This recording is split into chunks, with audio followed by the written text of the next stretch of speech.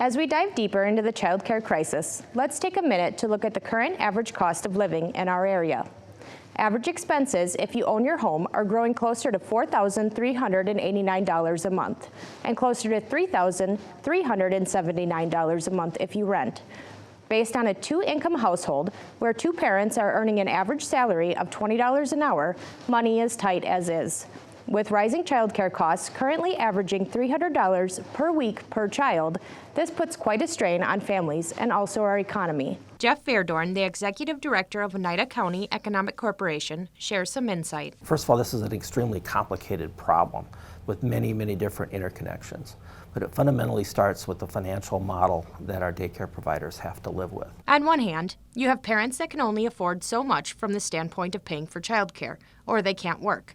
On the other hand, from a provider standpoint, they have been saddled with so many regulations and things that raise their costs that their financial model just breaks down. That leaves us with less people that can provide childcare, and so we lose people out of the workforce.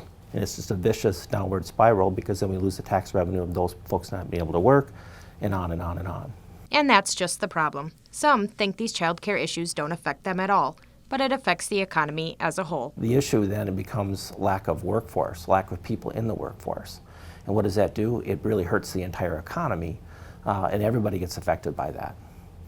So we've got employers that, anywhere from large employers to small business owners that really can't find workers and can't be part of the workforce. Verdorn said the state funding daycares have received because of COVID has essentially been a prop to the business model. But now, child care centers are losing that prop. In order to fix the business model, I really believe we have to start funding some of these unfunded mandates, these regulations that force costs onto our providers. And if we don't do that, we're essentially going to lose a lot of our child care providers.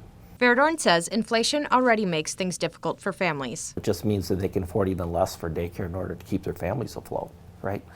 So the model keeps getting worse. He believes this is solvable if we find a way to continue to fund some of these unfunded mandates to improve the cost position of the providers. We get more workers, we grow our economy. We grow our economy, we improve the tax base. So it becomes self-funding if we're willing to make that commitment. If this doesn't happen, things are going to continue to get worse. Generally, young couples can't afford to be single income. They're just not ready for that yet, or they're not capable of that. So we're just shackling our young families by not having the child care services that they need. And we don't need just babysitters. We need people that can help these kids grow and develop as well. Verdorn says the assistance that is available to families is almost irrelevant to the actual problem. The assistance is there for very low income, and it in no way, shape, or form addresses the mid to low to mid income where the assistance is not available. And that's the gap we're looking at. That's the problem.